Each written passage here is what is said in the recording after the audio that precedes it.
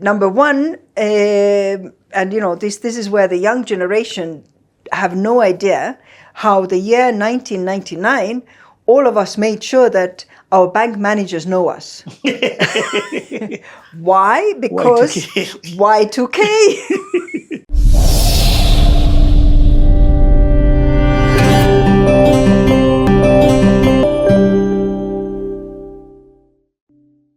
Okay, back to 19. So this Tiger Leap, I've understood it. I've understood what it's for and how it fits into the vision and what demographic it's for. Mm-hmm. But you said now there's another course for the adults. Adults, look into the world. Look into the world. And so that started from the year 2000 onwards. Because by then it was clear that, okay, children are on board. The Tiger Leap program is working well there. From 1999, people were starting to declare taxes online. Estonia did not have yet the digital ID card available, but it had already online banking. And so Estonian banks have been doing online banking from last century, beyond what Kenyan banks are able to offer its clients right now. So people were using the secure logins through the online banking to start to transition into tax authority portal to do taxes digitally. Okay. And so from 2001 now, Estonia started to build the interoperability to make easier this, which was rather cumbersome, entering through a bank portal to identify yourself to declare taxes digitally, to now start to offer more services and to create the secure digital login with chip-enabled ID card. Okay. I saw a few people jump in a canoe behind. Basically, we may lose people here. Okay. Let's take this slow. So 1999, Tiger Leap is happening. Mm-hmm. Education now to the adults starts in, I think it was 2001 or 2, somewhere there. This is pivotal because this generation missed out on computer studies. Yes. So your story of your interaction with computer is an anomaly because of the generation where you lived in. No, it would be my parents' generation. Oh, your parents' because generation. Because you see, my generation high school. learned computers in high school anyway. I get it. And so it's my parents' generation. But your parents' generation still pay taxes. And taxes now has been moved into digital environments, yes. Into digital. Yes. So but also beyond that, because you see, it was not only about taxes, but it's about having a population that is able to engage with the world. Okay, look into the world. Look into the world. It's the population that is able to operate at the level with others, that is able to, do their Skype calls, send emails, do the things that a modern human being needs to do in the year 2005, 2010, and they are of the generation that were born during Second World War. I get it. It sounds like this was exposure. Exposure with education. Mm. Hence, this is how things have changed. You guys see and begin to now use this. But what I'm liking about it, it was intentional for the government not to leave these people behind. Absolutely. Yes. Because everybody needs to be brought along, because otherwise you have haves and have-nots. Mm. But at the same time, what I'm hearing is now there are some people who are aware of, they've read the manifesto of the country, lack of a better word, the Vision 2030 of the country, and are beginning to build solutions integrated to that. So, for example, the banks. Mm-hmm. The banks looked and saw, this country is going digital. We might as well leapfrog it. Mm. Not Tiger Leap. We might as well Tiger Leap it. We might as well join the Tiger Leap. Yes. Frogs, no frogs here, strictly tigers. Frogs are so tiny. They don't take a leap, really. They just flop onto the next patch. We ain't hopping here, we're leaping. Okay, but still, I don't want to lose my train of thought. Sorry. So the banks see this opportunity and understand the vision of the country and they begin building digital solutions. Yes. Oh, and the government looks and says, we like what these banks are doing, but this is a bit complex. So let's make it easier for people. The technical stuff that is going hand in hand with this. Today, I hope to give you some inspiration, maybe some ideas how to make your country more digital. You can't really copy our story. This is the main message I would like to give to any guest here. It's not really possible to copy-paste. Every country has its own specifics, its own story. So I'll just hope to give you some ideas and some inspiration. Well, first, just a tiny bit of history. I won't keep you for long on this part, but it is relevant to talk about because this answers many questions about why digitalization happened here specifically, what was going on back in the 90s. So probably most of you already know that Estonia regained its independence in 1991 when the Soviet Union collapsed. For us, it was a huge day. We were actually exhilarated because we saw the last foreign tanks leave our country. We were free again. But after this initial excitement faded away, we actually discovered that we were living in a broken state. There were no legislative frameworks in place. There were no services or systems in place. We had to build everything from scratch in the 90s. Back then, we were really poor. People were actually struggling to make their daily ends meet. So we can't even talk about people having personal computers at home or stable internet connection. We had to start from really ground zero. Now, some of the numbers. There was only 1.3 million of us. There's still only 1.3 million of us. We are a really, really tiny population.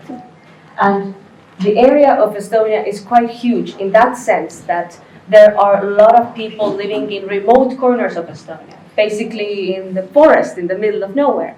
So the first Soviet computer was actually built in Tallinn.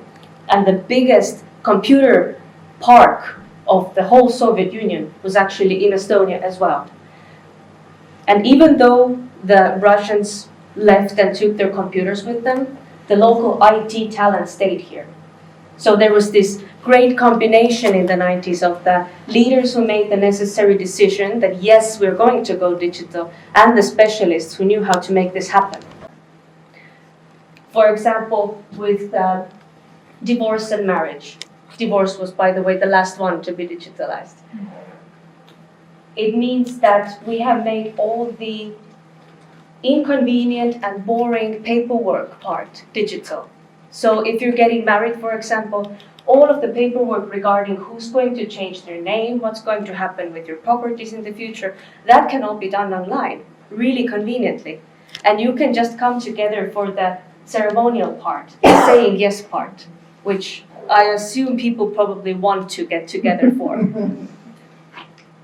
And of course, the private sector is really actively digitalizing, and this number isn't probably that impressive to you. Most of the people in the world are doing their banking transactions online. You're not going to the bank office physically to make a transaction. But I would... You are. It's necessary for the people to insert those numbers again if they're already there. Just for the sake of convenience, we're actually letting the system to move those numbers. So you will just log into the tax and customs board. You will be presented with a pre-filled form. And then you just check if the numbers are correct and confirm with your digital signature. And your taxes are declared. The day of declaring your taxes is 14th of February. So it was just a few days ago. And everybody knows that this is the day, because they had a really amusing campaign about declaring your taxes in the beginning of 2000s. Like when the digital tax declaration was introduced, it wasn't that popular at first. People needed convincing. And the state had a quite amusing campaign about it. They said that if you declare your taxes online, then you will get your tax return money first. It's a matter of weeks. If you declare your taxes on paper like you used to in the old days, then it's maybe a matter of months. So, of course, the notion, oh, I can get the money before my neighbor, I can get it faster and more conveniently. The news spread like wildfire, and now declaring taxes is like a national sport for us. I did it in the morning of the 14th of February, before getting up, just in my phone. It took me about 3 minutes. But just imagine declaring your taxes like this and then compare it to doing it the analog way. Actually taking time of work to visit different public offices and banks and then hiring a bookkeeper to even make sense of this system. You can see how much time and money we are saving for the people, firstly, but for the state as well. The state, first of all, it's really beneficial that people want to declare their taxes. That's a really good thing for the state. But also, they don't need that many public offices anymore. They don't need space to store all of that paperwork as well. Everything is in the digital space. So it's more cost effective for the state as well. Is that no? Yeah. I mean, the digitalization of the government in general was in the plan anyway. And so the banks, being private sector, they were, of course, able to make their decisions faster, move faster, do things. And the government also saw that, well, now is the right time to now start to build some of the other now government-offered services. Okay, so the first government-offered service was the taxation. Taxation, yes. Okay. We're coming back to now this next stage. Mm-hmm. But flashback to Kadri. Kadri is in Kenya. True. What are you doing at this time now? Oh, let me try and remember. So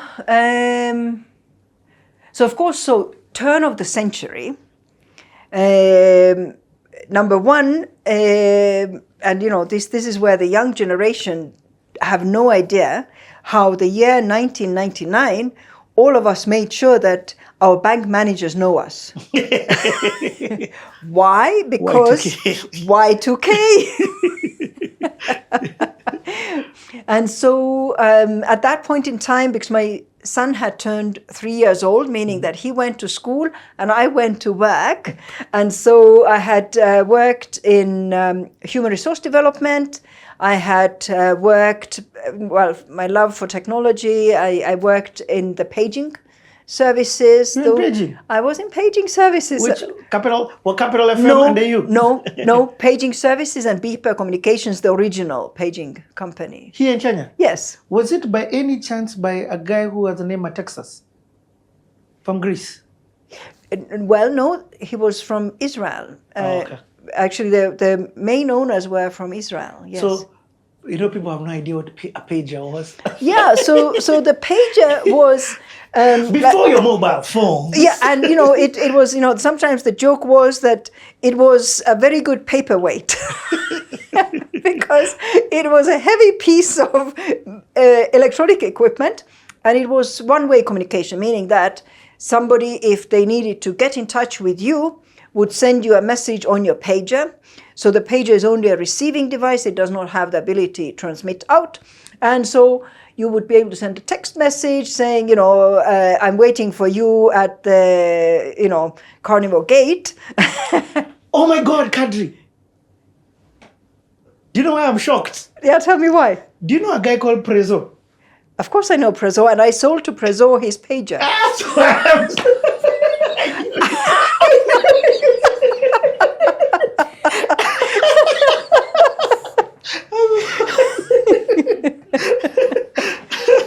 That's funny. Prezo was my neighbor, and so when he talks about Prezo, always had a pager. Yes. In fact, that's where I learned about pagers from. Exactly. I sold him his pager.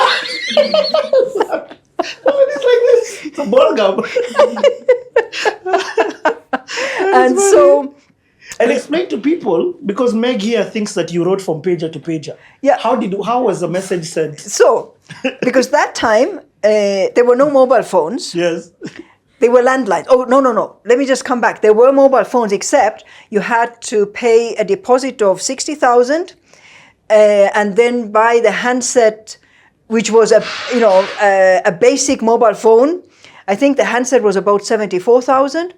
And every minute cost you something like maybe, 50 shillings per minute. And, and it was counted in minutes. It was never in seconds. Anyway, so you had your landline phone.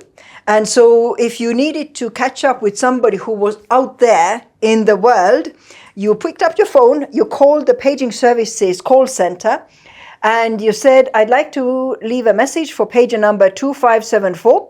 The message is, I'm standing here at Carnival Gate. And so the call center person will type in the message, hit send, and it's flashed out to all pagers, but only the pager with that identification number picks it up and displays it.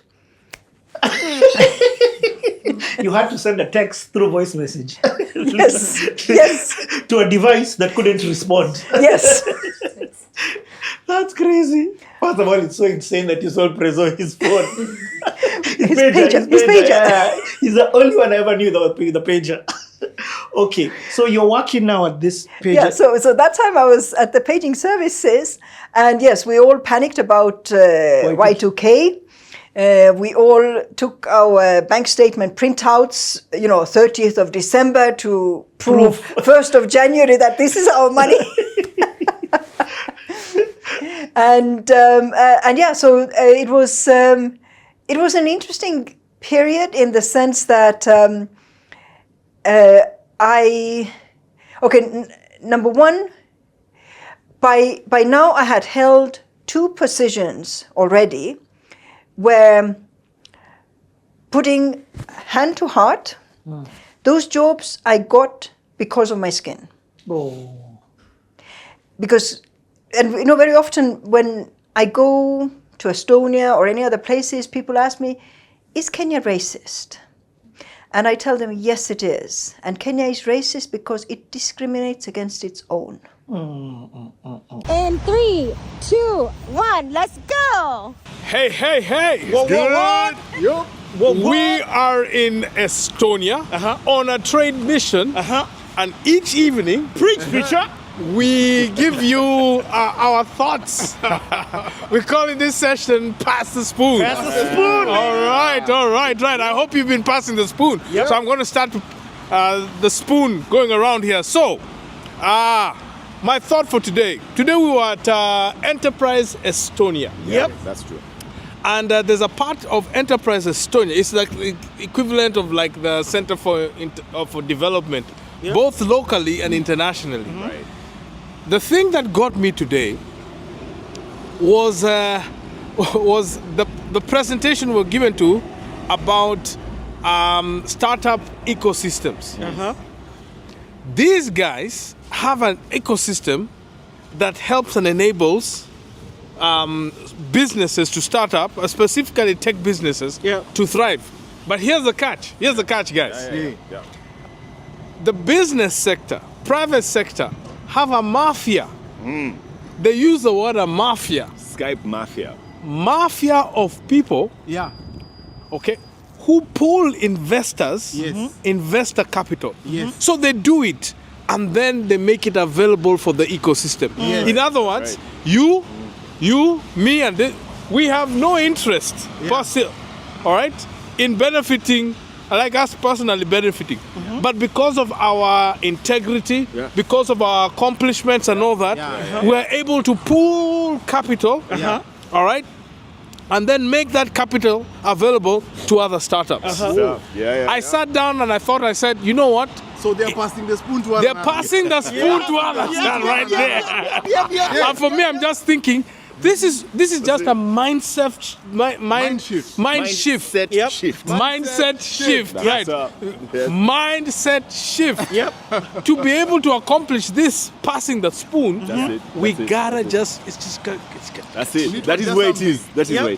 I'm passing the spoon. Pass the spoon. First and foremost, Goi said the exact same thing that I'm going to say, but I'm still going to say it again because it is so powerful. 3 words, people. Estonia Startup Mafia. Estonia has got 10 unicorns. Not 1, not 2, not 3, not 4, not 5, not 6, not 7, not 8. 10. Yeah. Not 9, 10. each and every single one of these startups is interconnected because of one thing. It all started from Skype. Yeah. The guys of Skype went ahead, and instead of them being like deuces, collaboration, these guys are like, listen, now that we know how Stato works, How this thing works. Yeah. now that we know how this thing works, first and foremost, let us put money, let's first run back home. Let's go back where the grass is green. Yes. And then let us give them Pass the spoon. no, pass the spoon financially. But not only that, let us then pass the spoon through the information and saying, hey, by the way, us guys messed up when we're presenting like this, like this, like this. So when you guys go, present like this, like this, like this. Leakage. Don't waste your time going to those guys. Those guys are for other guys. In fact, because they're for other guys, let's go and create some other guys who we can connect. It was insane. Every single startup in Estonia exists because of one word and one word only. Remember the other word I talked about in episode 1? Go and watch it in case you want. These guys have really cracked the word. Another C. And that word is another C. It's another C-O. It's called collaboration. Pass the spoon. Pass the spoon. Yo, today I want to pass the spoon to all those people out there who have lost everything. You've lost your job. You've lost your business. You've lost your marriage. You've lost everything. You are on the ground. It is time to start again. And one thing I learned today, nothing is passing. Nothing is passing. I learned something today. Never miss the blessing of starting all over again. That's true. Listen. That is something I'm actually taking home. Yeah. So you guys, I am passing this spoon to you. 20 years ago, Estonia, when it separated from the Soviet Union, it was at the starting point. It had nothing. 1991. By the way, Estonia has no resources like its neighbor. It is a small country. It's got a lot of ice. Zero. Just 1.3 million people. That's it. But then they ask themselves, what do we have? There is only one thing that makes the Estonians stand out. Innovation. Innovation. And guess what? They made this gift to become the biggest thing. Now they are taking innovation to the world. Wow. This is their trading tool. So you who is listening to me, I'm passing this spoon to you. You who has lost everything, what do you have in your hands? Oh, deep. That thing, take it global. Take it global. This is there's this site called Technopol. Go to that website. They have an accelerator program for startups. They have a personalized mentor for everyone who is doing a startup. Go there. You can get a personal mentor. You can start your business and take it global from Estonia to the rest of the world. Pass the spoon. Pass the spoon.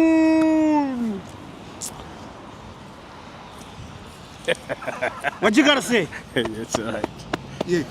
Take it home. You are enough. You have always been enough. Even when you have lost everything, you have lost everyone, and you don't know where you stand, you are always enough. What we have learned in Estonia is the people are just like us. They put on their trousers one leg at a time just like we do. They go to the toilets just like we do. They feel cold just like we do. They need someone else just like we do. They're looking for money just like we do. And they think just like we do. But you have to recognize that you are enough. Anytime we pass the spoon to you and you're looking for somebody else to help you with the spoon, to carry the weight, to be the source, to stand up and be strong, you forget that you are enough. You only need to believe in yourself. You just need to empower yourself with information. You need to go to all of those websites, watch those videos, follow those people. You just need to empower yourself because you are enough. Anytime a person has a situation, anytime a thing falls apart, anytime an opportunity arises, God is always going to ask you, what do you have in your hand? Because you are enough. So as I pass this spoon on to you, I'm not passing a spoon on to somebody who's incapable, disabled, doesn't know how, doesn't understand where, needs a mentor. I'm passing this spoon to somebody who is enough. You just have to believe it. So as I pass this spoon to you, I am passing this spoon to the most capable, most knowledgeable, most informed, most inquisitive, most curious, and most successful person I know. You. And here is your spoon. Pass it on. So you can eat. You get my tears of ice.